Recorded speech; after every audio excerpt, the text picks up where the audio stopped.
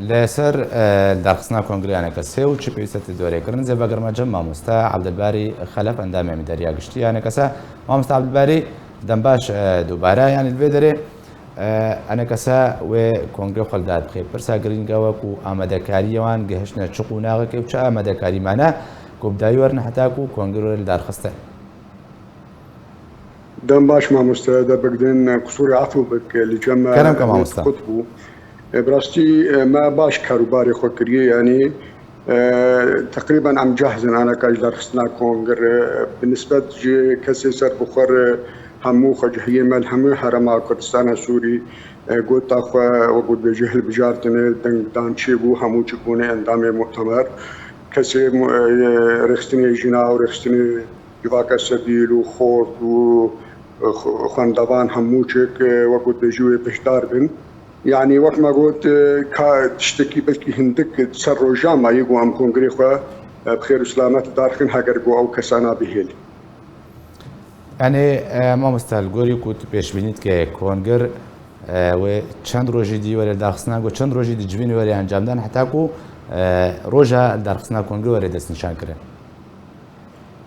بله قناعت آمده گرک نزیک جواد انجمنان اجتماعی کشتی لدار که جبو خاطره به وجود بیجی تحديد كرين كيجا روجي وكونغر ويجوج بو خاطري وقت ما قلت تقرير سياسي وهيكليات تنظيمي جي همو اندامي انجماني وقت بيجي ببينو نارينا خوش سرت باشا ما مستعد بار يعني بيدي برسكتي هولي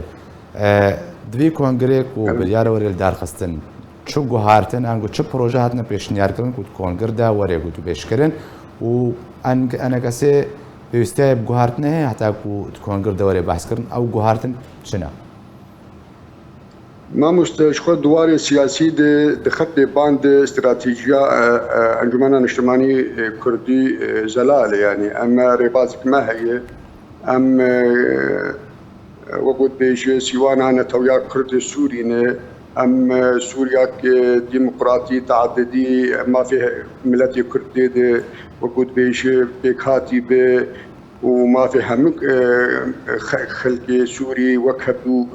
بجين بدولتك ديمقراطي خشي يعني المجال السياسي تخطي باند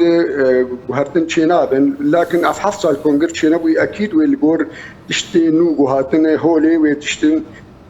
هبن لكن تخطي باند كونغر مسألة سياسية خطة ما واضحة أم دعوة سوريا فدرالي تعددي ما في ملتي كنت ما في همن رواتي دي باراستي به مجال تنظيمي دي براستي ام بهديني كو كونغري ما چارا گاوكي گلكي باش بالبيش به جبركو اب 7 سال جمود شي بويه ام دخوازين كونغري مني چارا سركفتي به و پشتی کنگر بو هر کسک هر اندام که انجمنان اجتماعی کردی خود رول به و برسیار به ام دخوازین بو کاری ما به کاری کی مؤسساتی ام دخوازین بو کاری منی رکاندنی پیش کلیج بر بو از دحسن بو کاری منی رکاندنی نو لازمه ام دخوازین بردو کی انجمنی هبه نه یک ام جمخ ام بیدن راسی کل خال هنه ام دویشن ان شاء الله و گهرتن تشی ببن و بتایبت دورا خورتا و دورا جنا ام دخوازین گوزیرتر به پشتی کنگره چارا يعني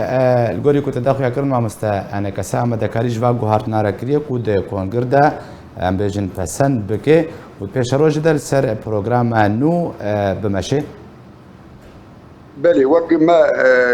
سروقات يا انجمان جديدي وقت ونشتاقو ما بري دمك نزيك امرونشتنجي اف گوهرتنانا ام بهوینی و چه ببین جبر گو اف گوهرتنانا چه نبین براسي امي دي كفن واركي خراب دي يعني انا ام برسيار انه ضغطك مازن لسر انجماني هي فقاوا ام خنه لكن وام قافن جرين نافيجن براسي وقال لك تعدداري المول المملكه ما بي فافتشتي انا ما انين هولي دبي ام بريك مؤسساتي بشغلين دبي حركس برسيار دبي حري كاري ويها بما مستحري دي جيوي دي كاري وي انجماني تابع نكال سر بشتا چد انسان ابو يد هموچ كاري واتنه ام خوازن گو كاري هم كسي انجماني كاري وان هب قالك سپاس جوي ماموستا عبدالباری خلف اندام مداريا گشتي انجمن اجتماعي كرد سوريا كنت مربي قالك سپاس